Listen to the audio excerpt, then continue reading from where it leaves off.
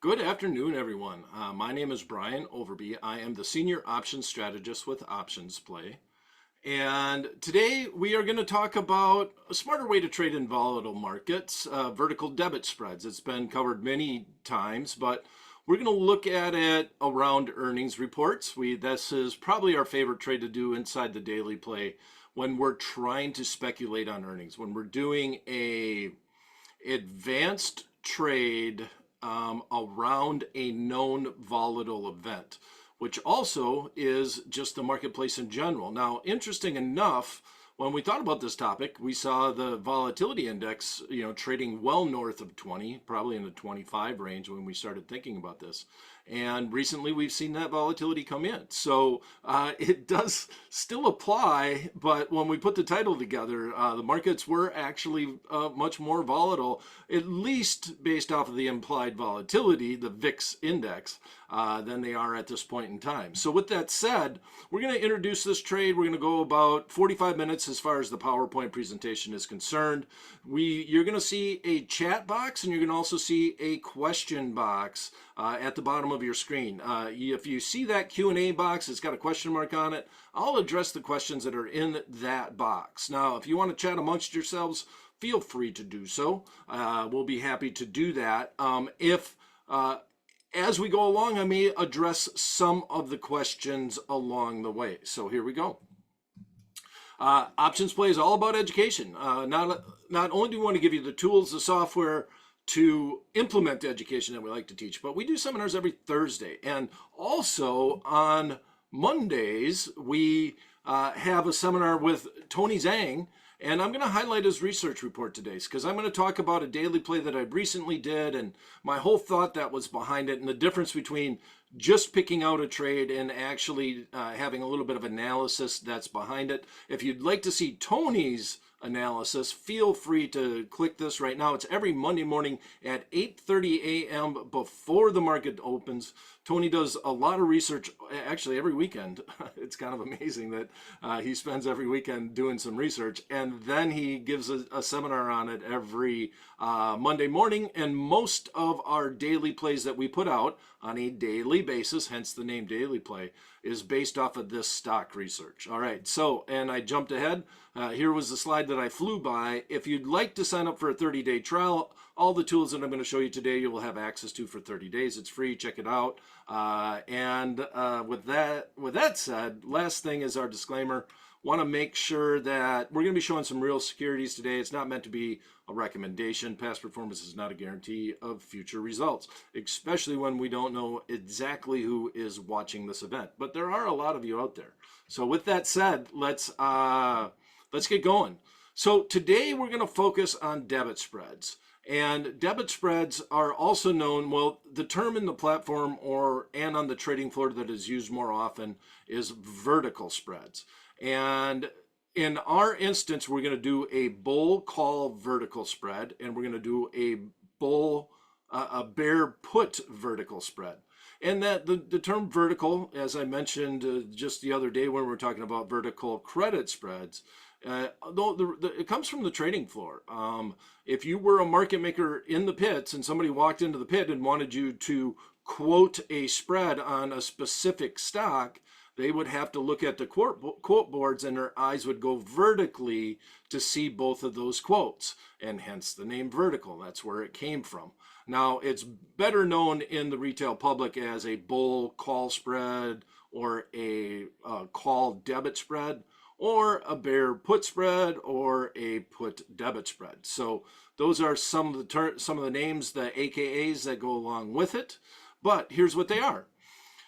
If I buy a call and I sell a call, that is a bull call spread. And part of the reason why we're doing this is you're going to have the right, we're going to buy the more expensive option contract and sell the less expensive option contract. We're bullish because we're going to have the right to buy the stock at a lower price than we take on an obligation to sell the stock at. On the put side of things, if we buy a put, we're bearish, but we're going to buy the most expensive put, and then we're going to sell a less expensive put.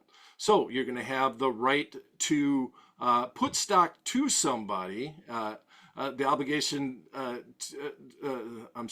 the right to put stock to somebody, and that's where put comes from, which means that I have the right to sell stock to somebody at that price.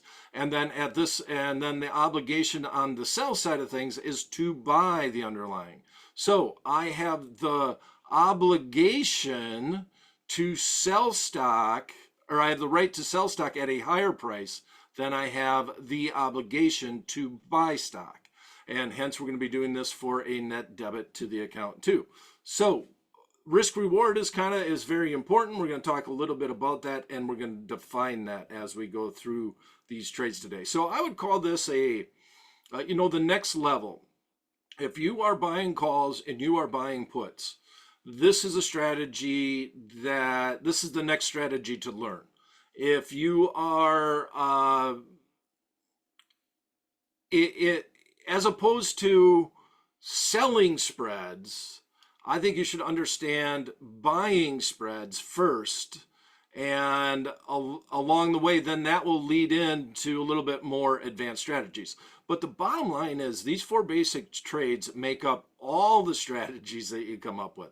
I don't care if it's a skip strike butterfly, iron condor, all these fancy fun things. They're all based off of these 4 basic strategies. All right, so what is a long vertical spread? And I used that term because I'm talking about both calls and puts. Long just means that we bought the spread, that we paid for it. Now, you can be established with puts or calls, offering limited risk and limited reward, and you decide the ratio. So we're going to talk about risk-reward ratio. We're going to introduce that today because this is the main reason why I'm going to do a long vertical spread around earnings, because I want to have more reward than I have risk. Now, I guess it's more a bullish to bearish outlook on the marketplace. And if I do this, and I'm doing the bull call spread over here, and we focus on the stock, what we're looking to do in this situation is we're usually buying something that is close to where the underlying stock is at.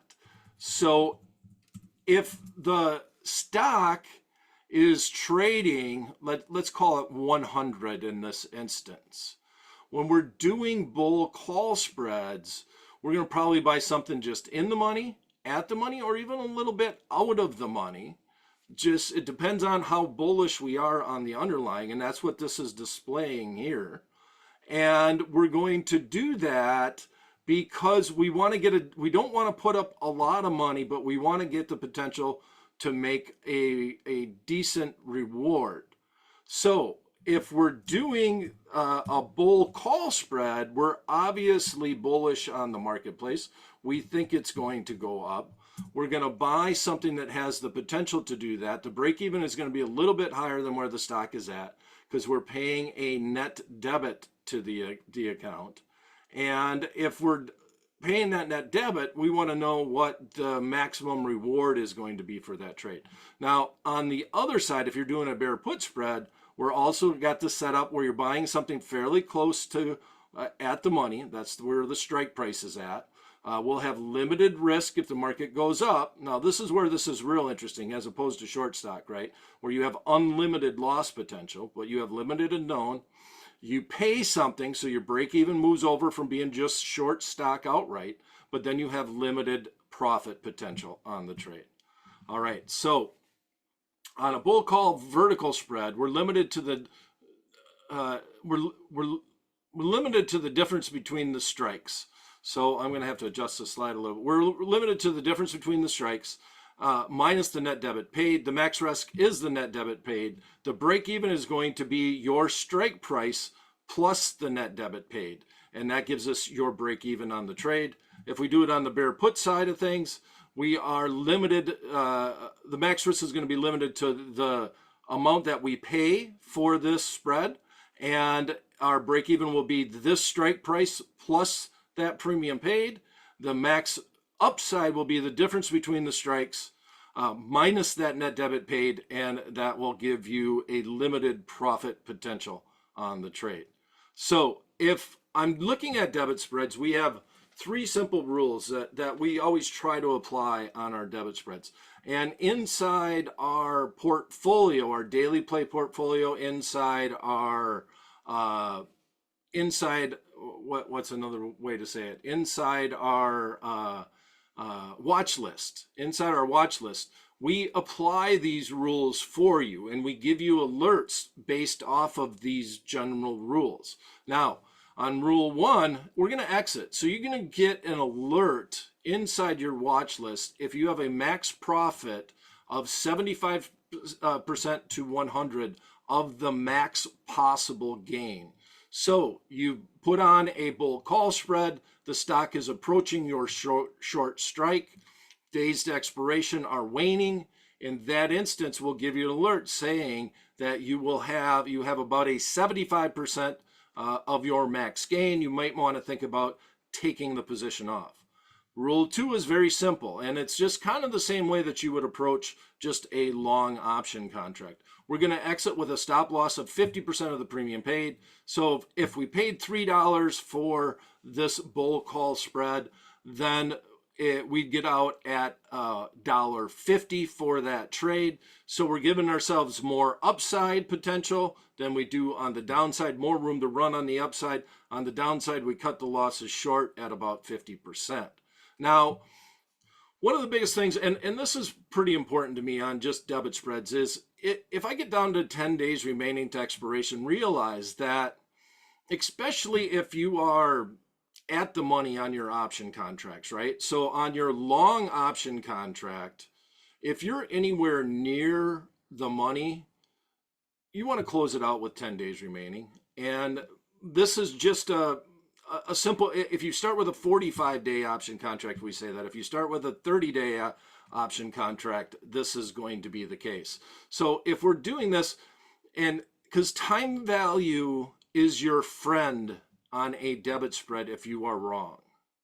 So waiting all the way, if the stock just goes the exact opposite way on your debit spread, it goes the exact opposite way, then there's nothing to save, right? So you're just going to close the position. And I don't know how many times over the years that I've had people send me an email of a position and basically say, oh, this thing is way out of the money. What can I do to save it? And the answer is nothing. You can't do anything. You need time premium to be able to adjust your trades. And so by going out further in time, that gives you that option. You got to pay up for that time, but time decay is slower on longer term option contracts. And it is your friend if you are wrong. You want to have time value in your options. So a great example, if I run back and let's go and, we'll look at a trade once we get into the platform. We'll look at a trade and we'll talk a little bit about an at-the-money option contract. I'm going to share with you today a trade on Zoom that we have ahead of Zoom's earnings report. And I want to talk a lot about just kind of the whole thought process that was behind the Zoom trade. So if an option contract, if you are wrong and you have 10 days remaining and you're still have some time premium left in the trade, then we're just going to get out of the trade. And that's going to be our general rule for our debit spreads. 1 second. All right, so risk reward ratio. Now, I'd like to put this out there because I don't know if the person is in here today, but we had a conversation about the risk reward ratio, and it prompted me to kind of look into it's always been a weird thing to me because, and I'll give you this little nuance, little market insight, is that almost everybody quotes it wrong in that they quote something as the risk reward ratio when they're calculating it as the reward risk ratio, which the way that you calculate it and how everybody does it is the maximum profit divided by the maximum loss. And then you'll come up with a ratio, something like this that we show at the bottom, 2.3 to 1. So in this instance, your max upside is $2.30 for every $1 that you put into it. And that's the way the ratio is stated all the time. But they say that this is a risk reward ratio when it's really a reward risk ratio, because what you're doing is you're taking the maximum profit divided by the maximum loss. Now, you get there the same way. If you do the maximum loss divided by the maximum profit, you're going to come up with a number that is lower than 1. And then you can look at as this is how much I could potentially lose to try to make $1. So it's a totally, you're just flipping the script. But I just want to make that clear, because I think we had some questions about that the last time around. So for example, if we buy the 10 call and we sell the 15 call and we pay a net debit of $1.50, 10 minus, or let's say it this way, 15 minus 5 is 15 minus 10 is 5. Net debit of $1.50 means our max upside is $3.50. Our max loss is that debit that we paid, or $1.50. So the ratio is $3.50 divided by $1.50, which equals 2.3 to 1. That is our risk reward ratio. We always, when we're looking at debit spreads, at least at OptionsPlay, we're always looking to have more upside than downside. And it does depend on when you're looking at the potential trades. Things get a little messy if you're doing them around earnings, a little bit harder to get a decent risk reward ratio because volatilities are just so high across the way. But almost all the time, we're going to have a situation where the max profit is going to be higher than the max risk. So in this instance, if we did a 1-by-1 bull call spread, well, the math is really simple, because you're not looking at the actual premium that is received. You're risking $150 to make $350, right? So you're making more than 2 times what you're risking. And that's a lot of times what we're looking to do. And that's kind of the goal, at least a 2 to 1 risk to reward ratio. If you risk 1, you want to have the potential to make 2. So this would fit within those parameters. All right, let's see if we have any questions, because now I want to go and look at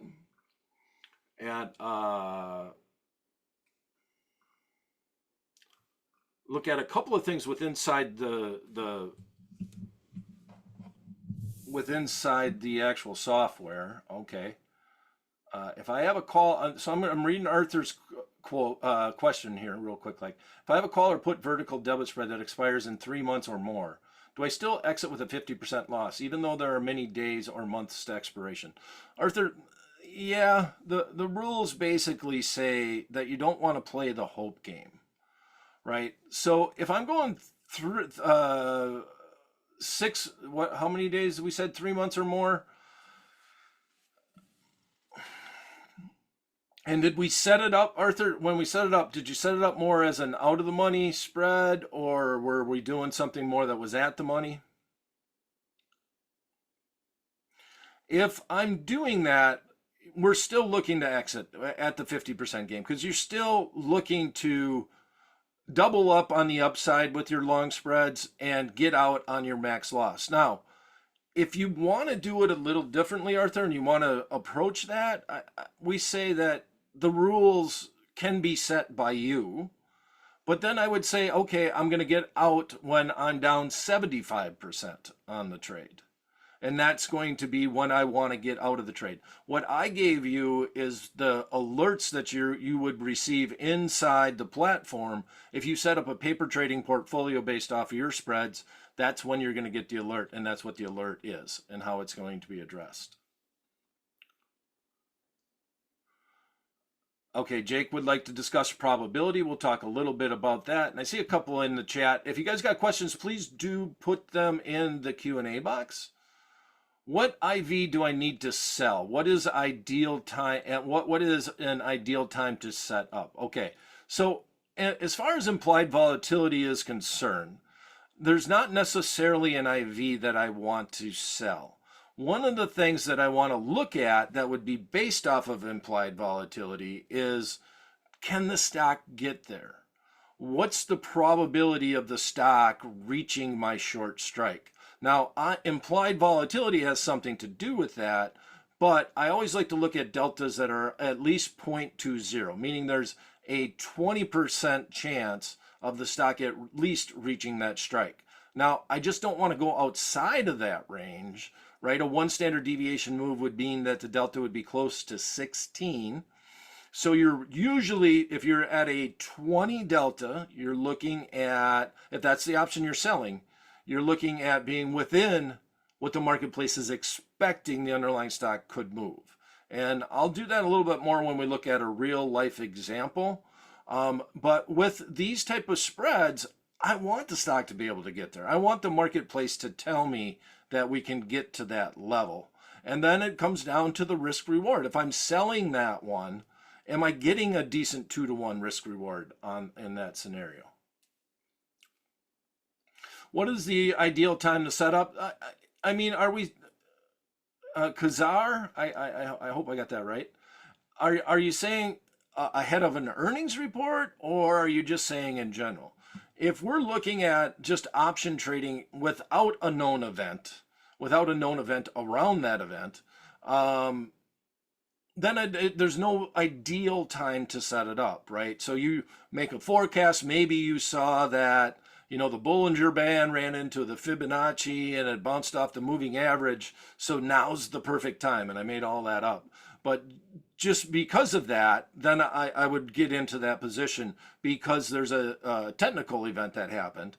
Or I just did the fundamentals and I like the underlying stock. So I'm going to set up a longer term debit spread based off of just the fundamentals of the position. Now, if I'm doing it around earnings, and we're going to look at one that's got a little bit of both, and I'm going to give you like a little insight into the Zoom position that we recently did in a daily play. But I probably want to do it closer to the earnings report because I'm doing it because of earnings, right? So if I'm setting up this debit spread and earnings is the reason why, I'm usually fairly within the week of earnings most of the time if we're going to do that. Please speak about probability. We did that. Well, we talked about, Jake, we talked about probability of the short option contract. Obviously, the long option contract is going to have a higher probability because you're paying up for it. You're buying the most expensive one when we're doing that. So I think I addressed that question, Jake, pretty close and forward. Screen view usually has circumvented you by going to YouTube. Seems to happen with this speaker setting, but not Tony's. Screen view?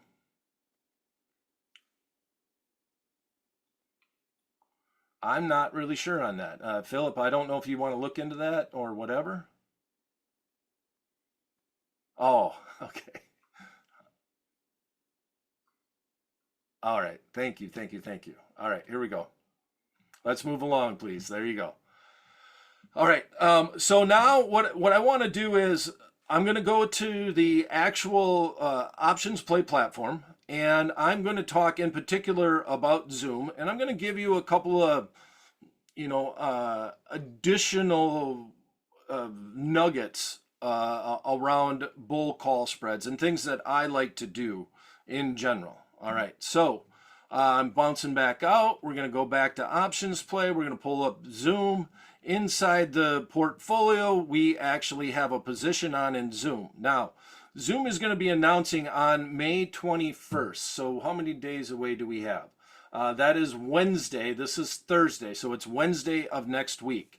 And if you see this little PM inside here, that means that it's after the markets close. AM would mean that it's going to be before the markets close. Number of days, I guess I could have just looked at this, is 6. But this is basically Wednesday is when May 21st is. Okay, so using Tony's research, and here is, I'll zoom this in a little bit. I'm going to give you a little bit of background on the daily play and this position in general. So Tony goes through every Monday. Everybody has access to this, to his webinar at 8:30 in the morning, and he will set up, and I'm trying to look for the Zoom one. Don't worry. I'm not going to worry about it. But here's his research that goes along with this. We got the chart. We got the fundamentals. Talk a little bit about the fundamentals, a little bit about the chart. These are the list of the stocks. These are the bullish and these are the bearish that go along with it. Okay, so Zoom is on the list. So the other day I took Zoom Communications, knowing that May 21st is an earnings report, and we, inside the portfolio here, we have a long call position. But you say, hey, Brian, why are you talking about a long call position when this is a webinar on debit spreads or bull call vertical spreads? Is the term that we usually use within the platform, they use on the trading floor. But in this instance, why are you talking about that? Well, I wanted to just kind of say some insight as to if I'm doing this trade and I'm doing it around earnings. First of all, that known event is there. I'm not going to go out as far as some of the other positions in here. Walmart, we did a short spread around earnings. That stock was down today after the earnings, 36 days out. Charles Schwab, a little bit more of a fundamental play. We went out 218 days, bought a deep in the money option contract. That one was totally different. Schwab has already announced earnings. All right, take two is on right now. So we have some long put verticals. We probably know if the stock is down, but the stock was up a little bit today. Zoom is going to announce earnings.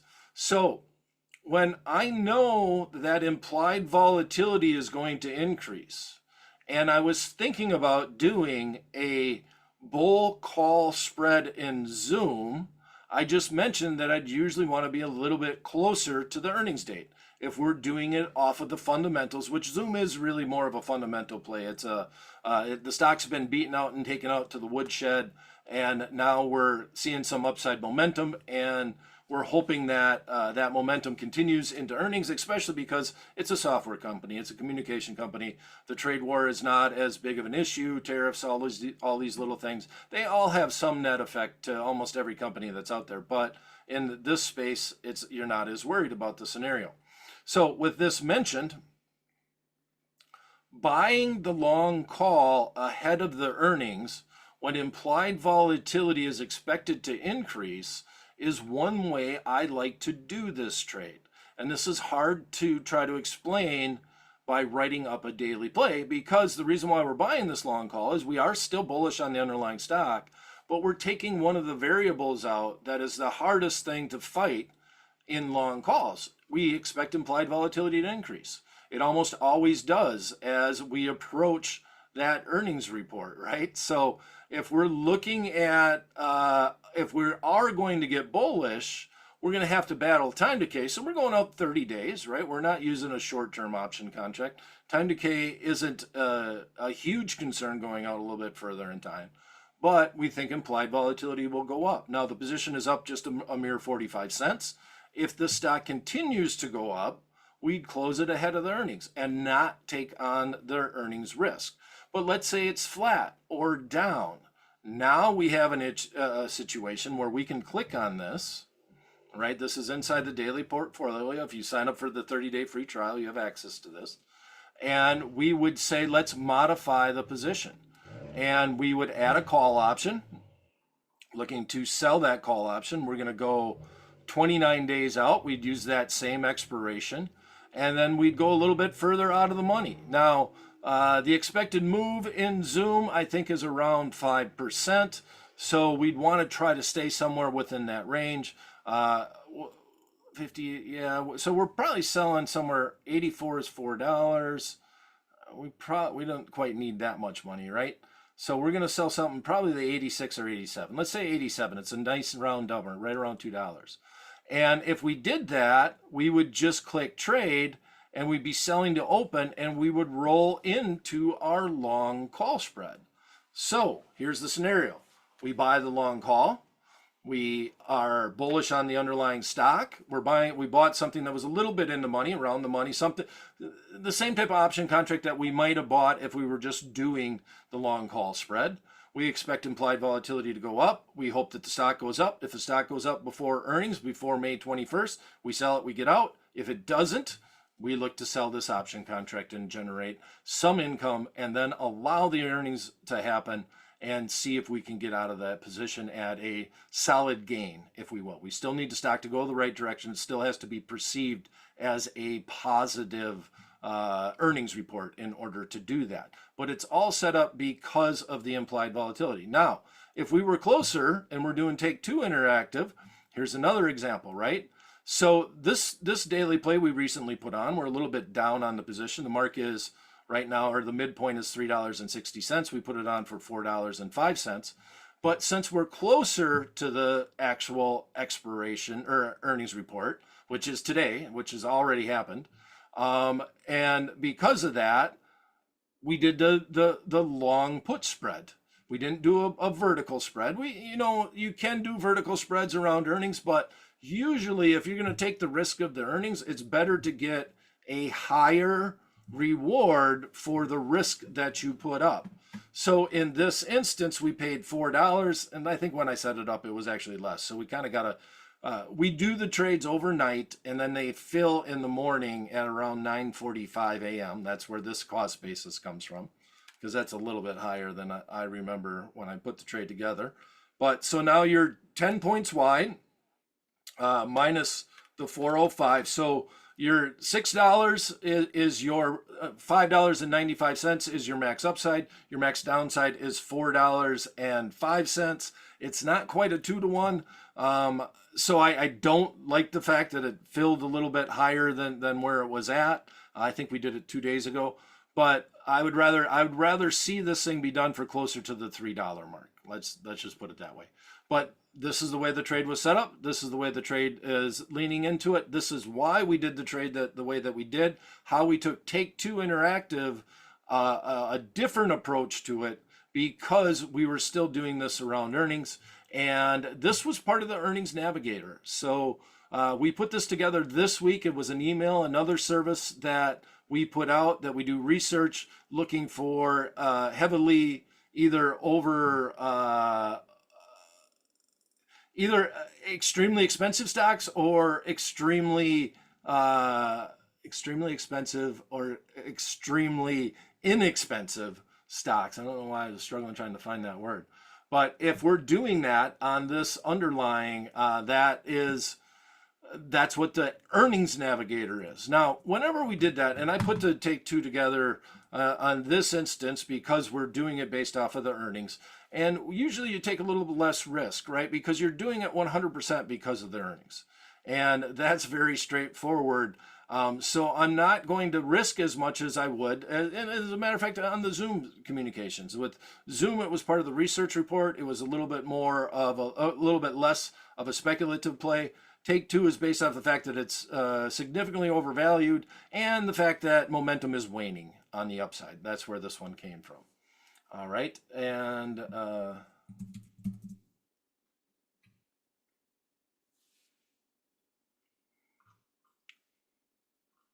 let me see a couple of questions. Anybody else have any questions on these positions at all? Doesn't look like anything has came out on Zoom yet. At least the stock hasn't moved much. Let me get to your questions.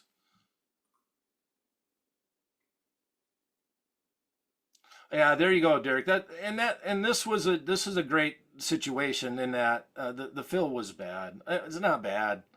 It's real, right? We do the daily plays overnight, and based off of where the market was at, the fill, I don't know what fill we're gonna get. I don't, but they're legit fills, but they are based off the midpoint.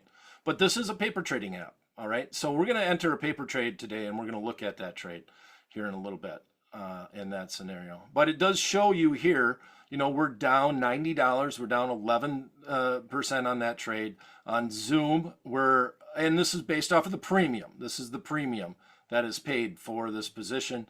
In the Zoom communication, we're up $126, which is about 8%. But we did more contracts. We have more at risk than we do in the Take Two situation.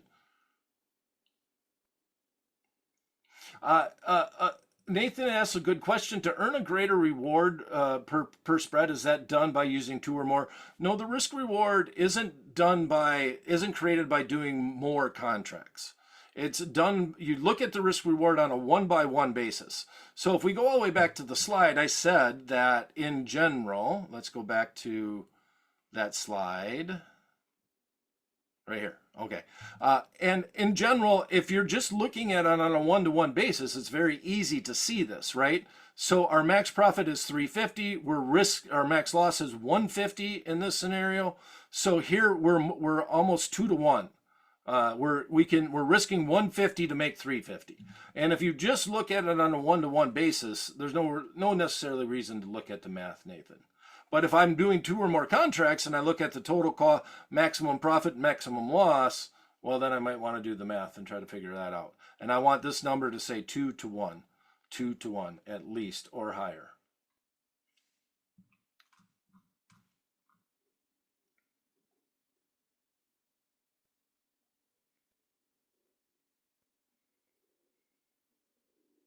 Okay, so Ramesh has a great question. Ramesh says, for debit spreads, I know what the max loss is. The max loss is 50%, or the max loss is the net debit paid. We have the alert in the system that says you're supposed to get out if you're down 50% on that position. And I'm going to go back to that portfolio. Can I lose more than that? And the answer is your max loss is your max loss, but you do have the risk of early assignment on some of these positions. And if you don't handle it correctly, you can have more than the net debit paid for the max loss. So and it's not as important here on debit spreads, but more so on credit spreads, Ramesh. But we've had situations where people have been assigned early on a short option contract and then didn't exercise their long contract. So in theory, if you are buying and selling the stock at the strike prices that are within the options contract, and you do that via exercise and assignment, then yeah, that's the maximum that you can lose on the trade. I just don't want, and this is a very odd scenario, but we're seeing more and more people get assigned early just because of the dynamics of the marketplace and zero commissions on stocks and still commissions on options and all this other little weird things that have happened. Okay. So I guess I'm going to say in 99% of all cases, your max loss is the net debit that you paid for the trade. All right. There are scenarios because options can be exercised early and they can be exercised after the market. If that scared you, Ramesh, I recently did a webinar called Option Trading Landmines, and that entire webinar was based off of early exercise. Does volatility crush enter into this? Yes, Ian. Or I think I said that right, Ian. If in this instance, yes, 100% it does.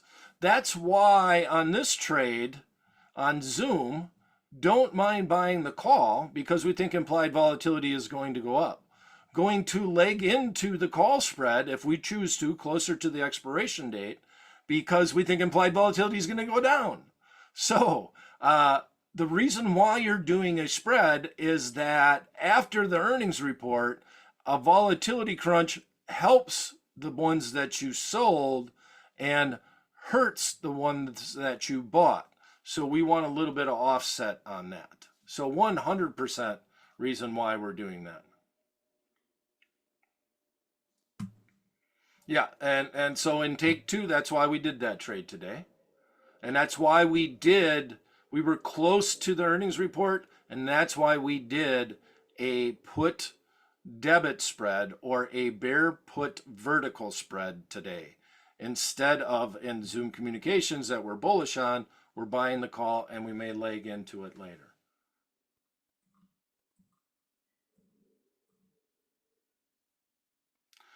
Michael said, what percent should we adjust the daily play when we can't get in?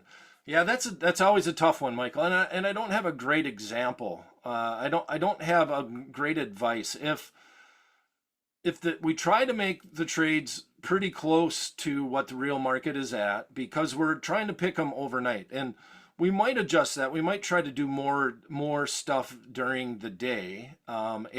if that would be if the members really want that, we're going to try to lean that way. I don't want to misspeak because I'm not 100% sure, but bottom line is people like to look at the daily play in the morning and decide if they want to do the trade. If you miss it, you got to let it go. I mean, I think, Michael, I think you just got to let it go.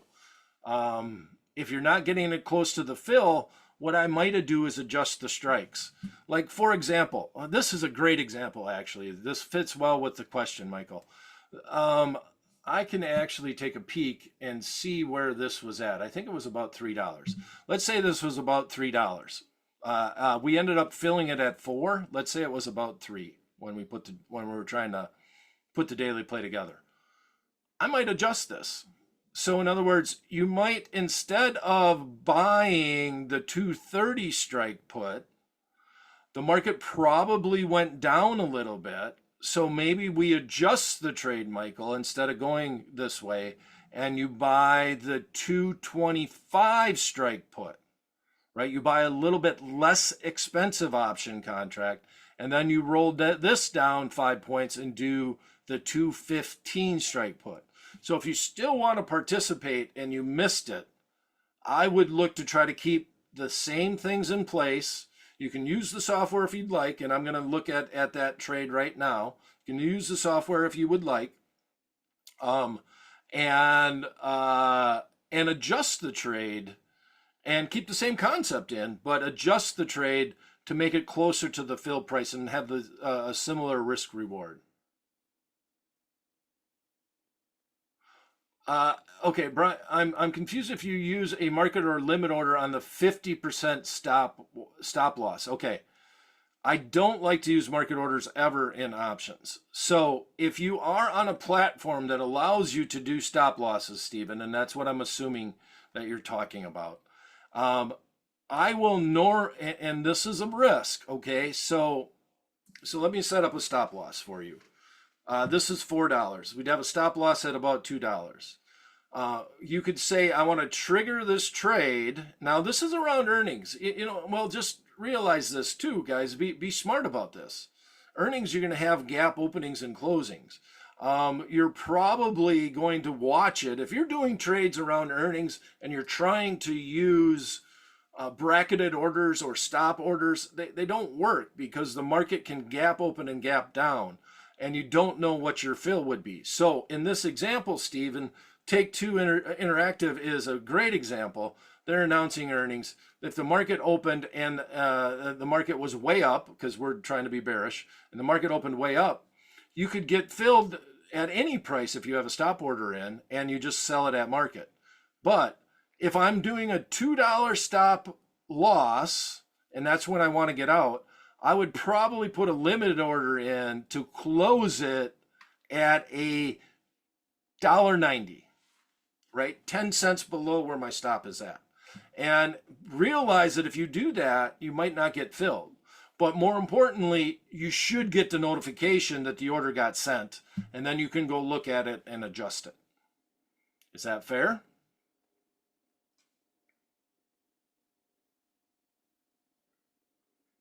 Why are the same fundamental metrics used independently from the sector of the company? I understand REITs valuation should be assessed differently, says SaaS companies, education companies, SaaS. Thoughts?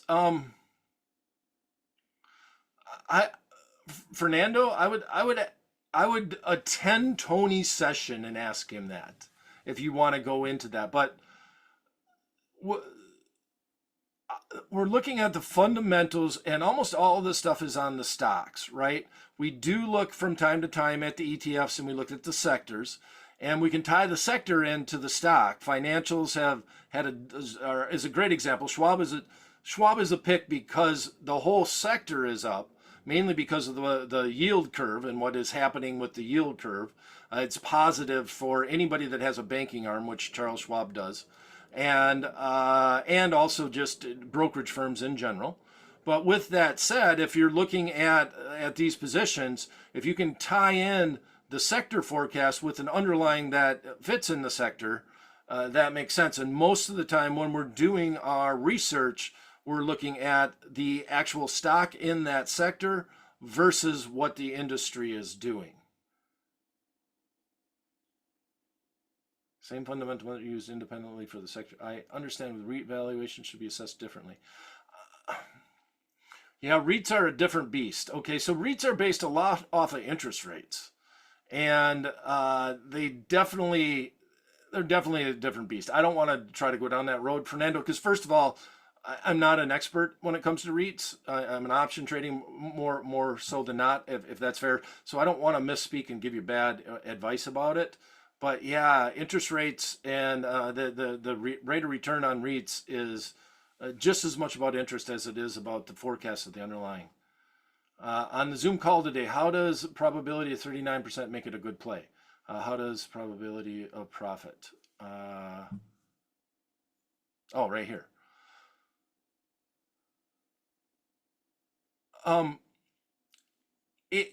If I'm looking at probability of profit, and I'll throw this in here on the Zoom long call, that's not an area that I'm going to focus on as much as I would on a short spread. Probability of profit, I don't even mention when we're doing the daily plays, mainly because what you're saying is, what's the probability of the underlying stock reaching above the break-even point by that expiration date? In this instance, when you're talking about short spreads, you're saying you have an 80% probability of profit. That is a much more important number when you're looking at credit spreads, and you're saying, basically what you're saying is, what's the probability of that option contract staying above the short strike or below the short strike, or whatever you want to talk about it. But in this instance, we're talking about calls, so it would be above the short strike, or in general above the break-even point of the strategy, right? So probability of profit means a lot more when you're looking at short vertical spreads than when we're looking at a option contract that we're just buying outright. And so it does that number, and so to put a exclamation point on it, well, that number doesn't necessarily matter here on the Zoom trade, right? Because it's not, the software is more so set up around short call spreads. How do I find 2-to-1 or 3-to-1 trades in the software? Okay, down 2% after hours. Woo-hoo! All right, so we're thinking that it might be more than that. The expected move was about 5%. And the stock was up a smidgen today on take two.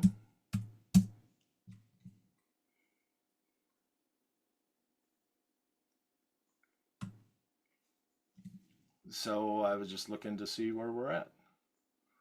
All right, any other questions that we have? I guess I got a few more. It says earnings miss. Yeah, it's down 5, so that's not bad. That turns out to be 2.35%. It's trading at 226.89, and we wanted to get down to 220. So the expected move was potential to make it down to about the 220, but we ran up $2.85 today. So the expected move, which is usually the most at the money straddle, and the markets are closed, so we could actually see that. If you want to see what the expected move was, let's go into take two. And I'm going to share with you a little strategy that I like to do sometimes on adjustments, but they're really hard to do on a massive basis, on a daily play basis. But I'll talk a little bit about that and share that with you today. Here we go. Let's look at, let's modify this. Let's add the put. Let's go 1 day, because this, I think the marks will still be off of 1 day. Market was at 232. See if we're at 232. There we are. Perfect. 232 on the put side. So the expected move with 1 day, if we bought the call and the put, is basically the long straddle. So in this instance, the marketplace was saying that a $13 move was a possibility.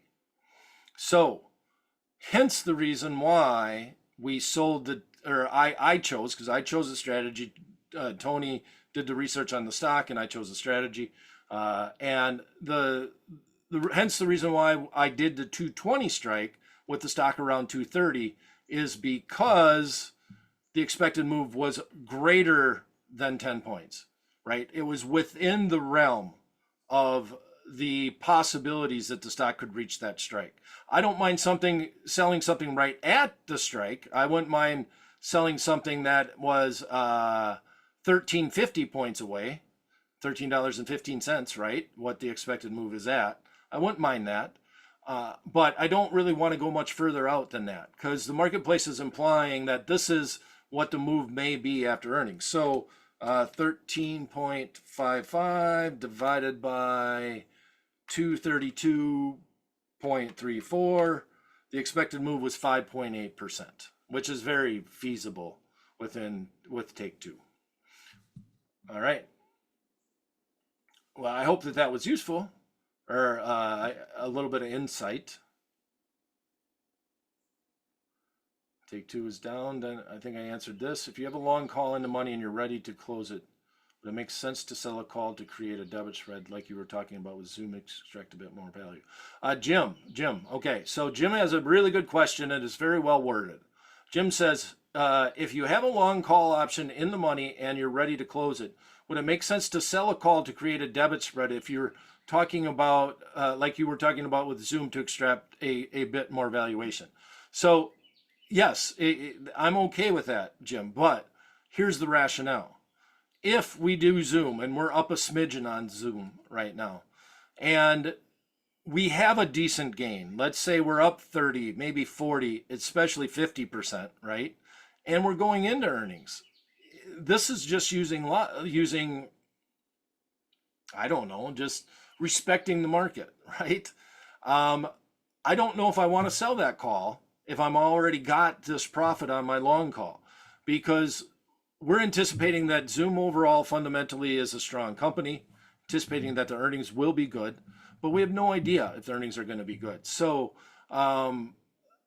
take the profit usually, and then if you want to adjust and do an out of the money long call, maybe using the profit. Okay, so for example, let's look at Zoom.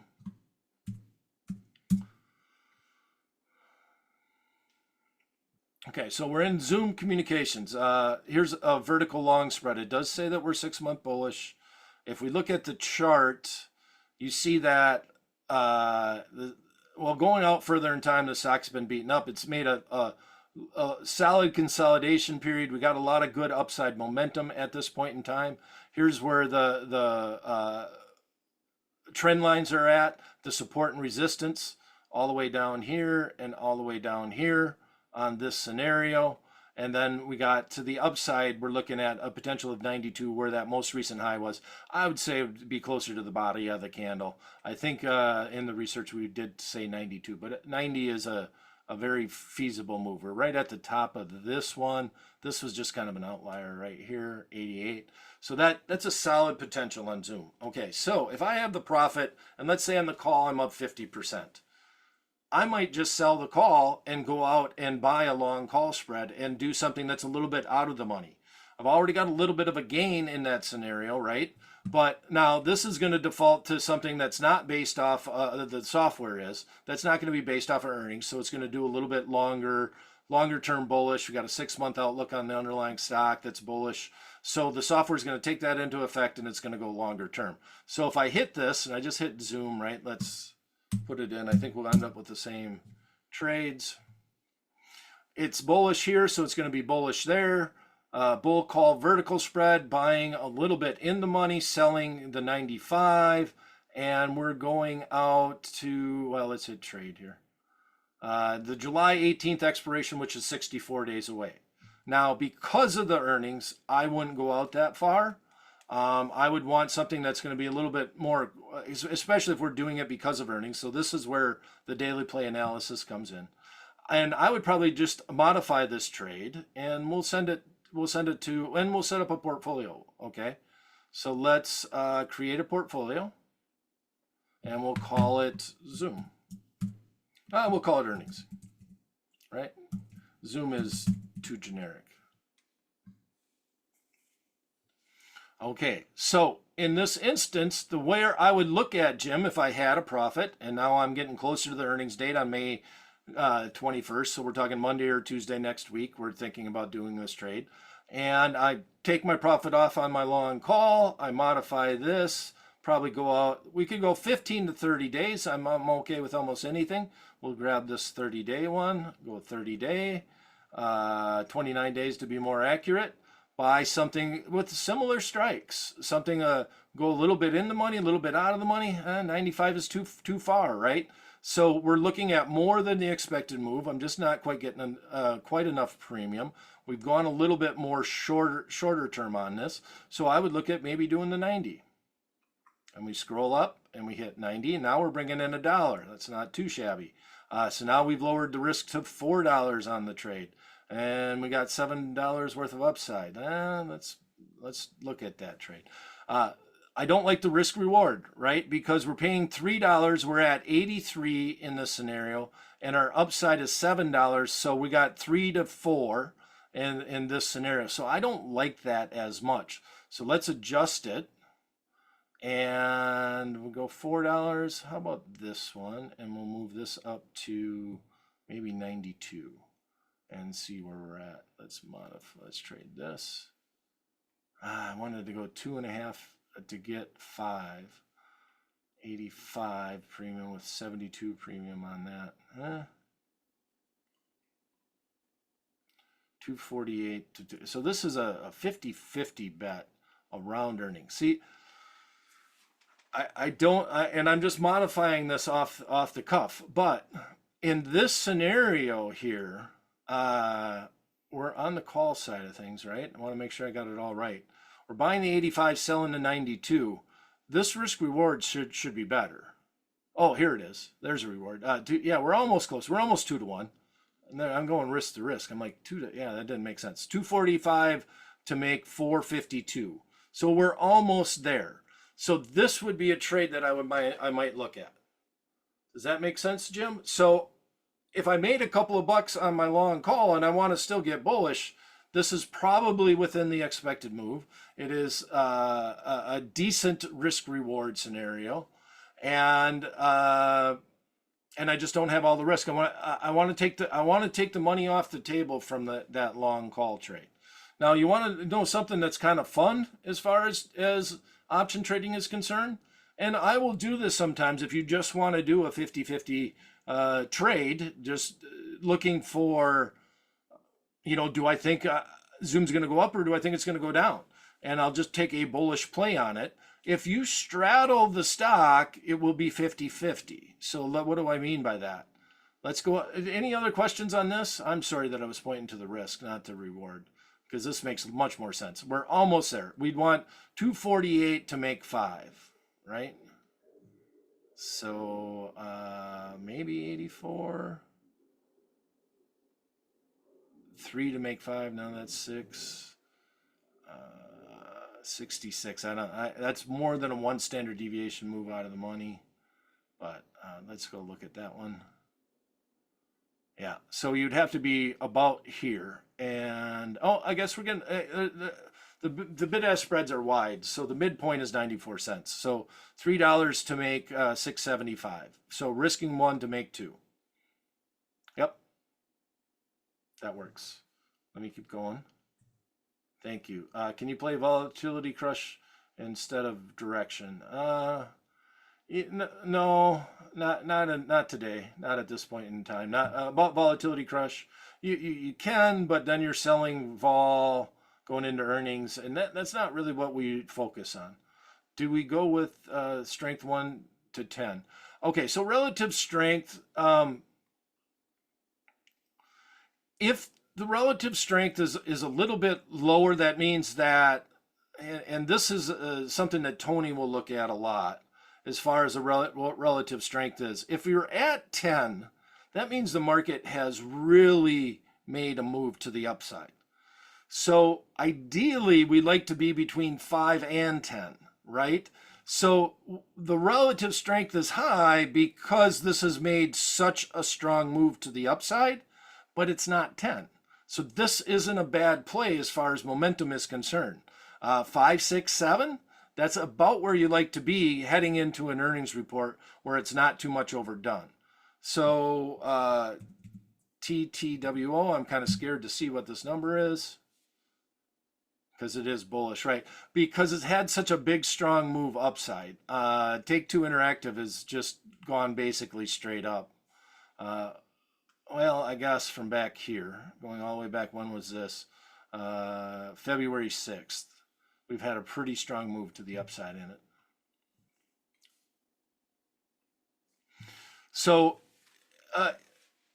this is the strength is strong, the momentum is strong, and that's what the relative strength is judging.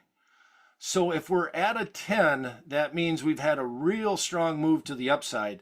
And sometimes, and this is our take with Take-Two, it's implying that the move is overdone, that it's overbought, that it's getting tired on the upside.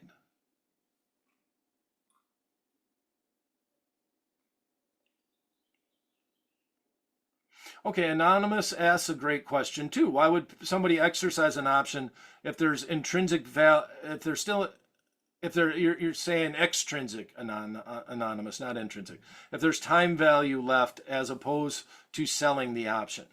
And the answer is, if you get deep enough in the money and the time value is starting to erode, you might not want to deal with bid-ask spreads. That's one of the reasons. So if I exercise and sell, I'm dealing with the bid-ask spread of the stock, not of the option. So if you're looking at selling an option with a wide bid-ask spread, sometimes you might give up some of that time premium to not deal with the wide bid-ask spread. And that's where things have changed in this marketplace, where there's zero commissions to trade stocks and there's commissions to trade options. Can you give me a gauge on the OptionsPlay score? What is good or bad? Right around 100 is good. And you'll see. So in this instance, buying 100 shares of stock, saying that is bullish. Let's go back to Zoom. All right. So buying 100 shares of stock, there's not as much momentum in the marketplace, but they're giving it a score of 91, 97, 88 is there. If you see a red score, they're saying this is the best trade that we have, that we came up with, but we would rather, instead of you buying this call, we'd like you to buy this vertical, which makes a ton of sense when you think about it. In this instance, this is a great one to pull up because you're paying too much implied volatility in this instance. You're paying too much for this call because of the known event. So don't do the call, do the vertical. And that's what this is saying. Okay, so if we go to Schwab, I'm hoping that this score will be a little bit higher. No optimal on call. I don't know why that would be.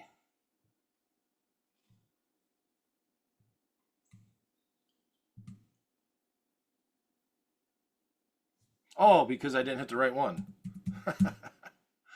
That didn't make sense to me.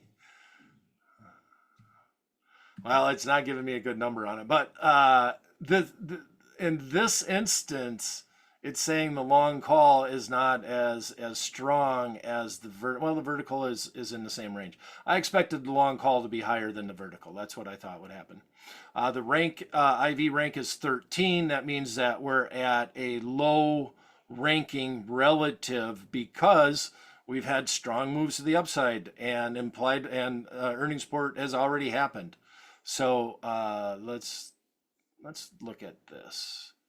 87.50 buying and at the money. Let's modify this a little bit.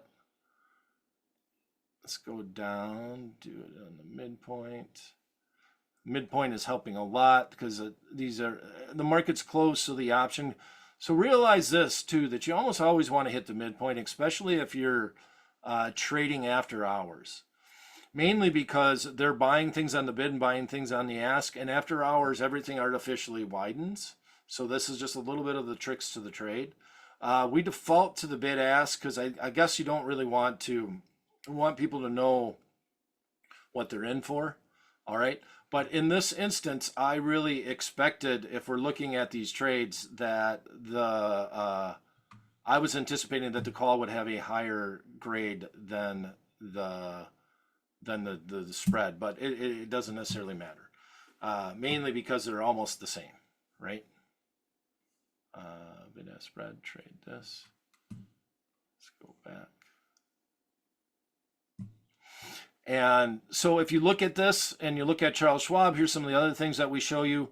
The earnings date, it's July 15th in this scenario. The spread and liquidity level, this Schwab is a decent spread and liquidity, meaning that you can probably fill somewhere close to the midpoint, especially on spreads. Market trend is in the right direction and the stock trend is in the right direction.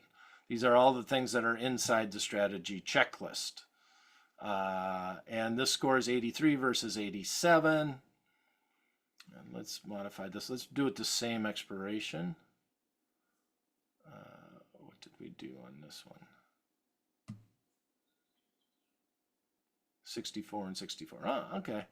Yeah, I'm still, I don't mind doing a long call on Charles Schwab here. But they're very similar, 83 and 87, or just buy the stock outright. It does pay a decent, an okay dividend, Schwab does. Yeah, the dividend yield is right here, $1 or 1.19%. And I just like the financials. The yield curve is finally favoring them, and they've been a little bit,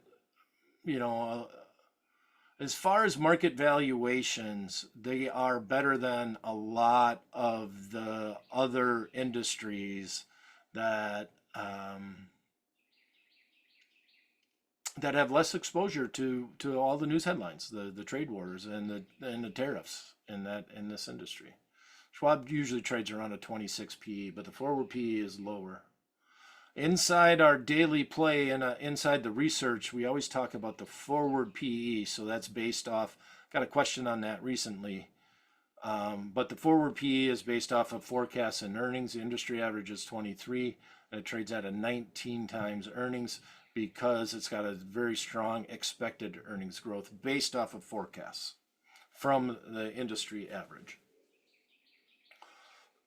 Could I sell a put on Schwab? Yeah, you could. If you want to buy the stock, we have that, Peter.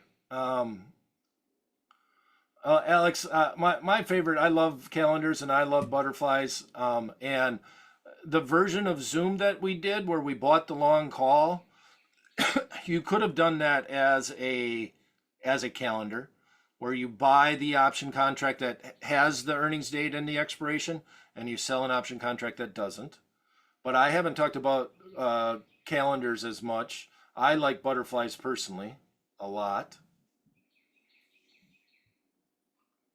I did a webinar on butterflies. All right, I think I addressed a lot of things here. Netflix is the possible. Okay, I'm looking at some of the webinar chats. Where are we at here? Yeah, we're almost done. 5:26 right now. We got a few minutes to cover a few more things. Anybody want to talk about the platform or anything that I addressed? I went over a lot of things. One thing that I can give you one little quick adjustment that I like to do. It's not going to work on take two, but I was looking at it earlier today. But like if you see the stock going up, and take two is just a real good example of that it went up today. We put the portfolio together and we had a cost basis of $4. It was trading for $3.60. We have a shorter term, 22 days to expiration. Here's an adjustment that I don't mind making. If you have this position on and you want to roll it into a bullish position, so the market starts going up, here's one thing that you can think about doing. And we have this, you can modify this position here. Did I put that? Which one did I put in here? Daily play, we did earnings. I didn't add it, did I? You guys, shame on you guys. I didn't do the earnings, or I didn't do the, I didn't add the Zoom trade. So let's go in and add that Zoom trade. I guess I got a little bit distracted because I didn't think I could find the right risk reward. I remember. So here we are. We got the Zoom. Let's just pick this one. Trade. Want to add it to the portfolio.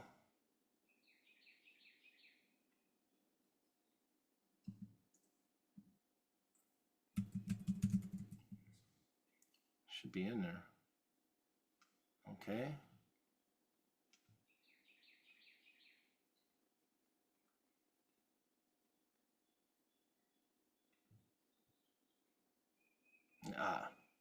It's going to create, I don't know what's going on. Let's go zoom.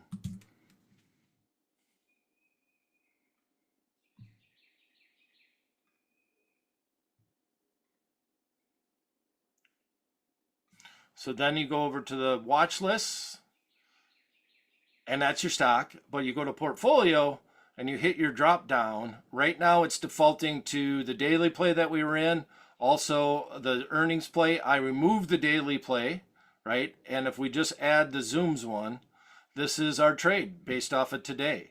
Long the 82.50, short the 85, $5.15 is where the market is at. So this is based off of these prices right now. I didn't hit the midpoint price, so it sent it in this scenario. And if I want to go in and I want to adjust this trade or close this position or roll it, I can do that and I can adjust it. So let's go, and I'm going to close the position. Let's roll. Let's just roll it. We'll roll it all out in up and out in time. So it's going to default to just going out further in time. So you got the same strikes, same expirations, and then you just hit trade, and it shows you the entire trade. Selling to close these two legs, buying to open these two legs. And that's how you would roll that whole position. If I add it to the portfolio, now it shows you the August contracts inside that entire position. So this is one way that you can keep track of all your trades, that you can paper trade them. It's going to take the markets. It's going to give you feels when the market's not open. And always usually use the bid and the midpoint when you're doing them. It's very hard to trade options and trade at the market and make money, especially when you're trading things that are medium liquid. Zoom's medium liquid, Schwab's medium liquid, Walmart's medium liquid, right? It's not the SPY, it's not Amazon, it's not the Meg 7 stocks, it's not Apple. So the ones that are extremely liquid are usually in the Meg 7 world. These medium cap, well, these are large cap, large to medium cap sometimes will have medium liquidity, okay? All right. What is your butterfly trade on Zoom? Oh man, we're done. We're at 5:30. I don't know if I want to get too convoluted. Well, usually we'll say about, anonymous, this is always a tough one. When you're dealing about what is your capital invested long term versus options. Well, we always talk about putting 2% of your risk capital into each and every trade, but that's so hard to look at your portfolio and say, this is my risk capital, and I'm going to try to adhere to the 2% rule. If I'm doing Schwab and I'm buying that as an alternative to the stock, I don't consider that my risk capital. Right? Inside the daily play, we said buy one option contract on the Schwab one. And let me get rid of this and let's show you this. But to me, this is an alternative to buying the stock outright. So I'm just looking at it as how many shares of Schwab would I have bought? Was I thinking about buying 200 shares or was I thinking about buying 100 shares? And in this instance, if I was thinking about buying two, I'd buy two calls. And that's the way that I would approach it. Okay, so 2% of risk capital is what we try to apply to the trades, but that's hard to do, especially if you're taking this longer term approach where I'm buying options as a surrogate for owning the stock. If I'm doing Take Two Interactive, I'm doing 1%, right? Because it's an earnings trade, and I know the risk of this earnings trade on Take Two Interactive.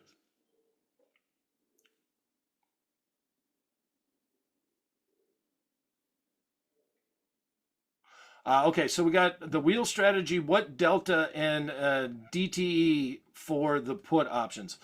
Usually we go 45 days, and we don't concentrate on delta, Tony. Tony, we concentrate a lot on, okay, so somebody said something about Schwab, right?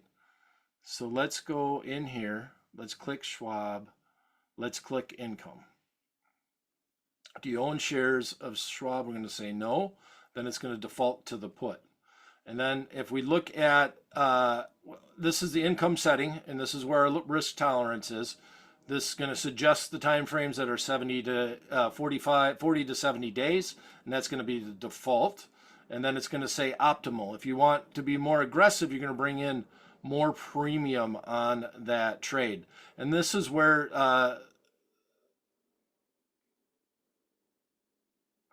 9%, 5% in the short term. We're selling the 83 put going out to June, 45 days out. We're bringing in $4.70 on that trade. So this is actually fairly high. Let's go in and look at that.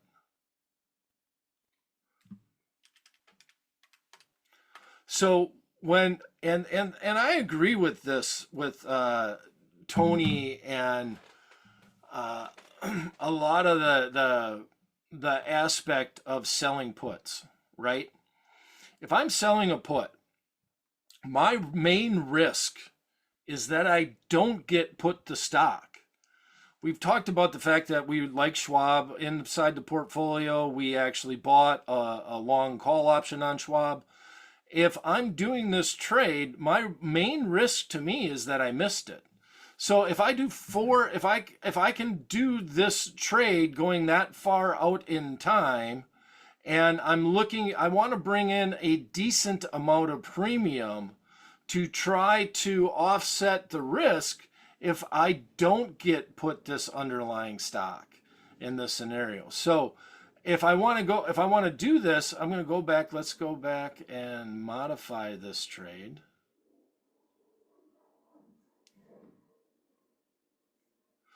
This is too short a term for me here, and we're too far out of the money. I want to look at something that is where the underlying stock is at. So here's an 86 strike put that's being recommended, and that's bringing in 2%. And our normal rule isn't really based off of delta. We would probably look at this one right here is 3%. Okay, so 43 days out, selling an at the money put option, saying I want to buy the stock. The stock is at 88.11, and bringing in 3% if I'm wrong. I would like that to be 5%, and that's where the short put spread comes in. This is the one that I would sell if I was selling the put and I wanted to try to buy Schwab, mainly because I want to get put to stock, but if it goes away from me, I want to make 3%. And then if I go out again and I sell another one, right, and say I miss it again, now I got 6%. Now I'm not quite as sad that I missed the stock, but I definitely am sad that I did because I was bullish on it. So if you look at the tool in here and we search for short puts, the trades that are going to come up are based off of how much we can bring. Well, Dell's an interesting one, right, in this space. So with Dell, we can bring in 5%, selling the 108, a little bit out of the money, put, and bringing in $5.68. And that is a little bit more interesting put, but you're getting a higher implied volatility. Does it have earnings? Yeah, that's why there's earnings coming here. So it's highlighting that there's earnings, and earnings is on May 29th. So that's part of the reason why you're getting so much and you're not getting as much on Schwab.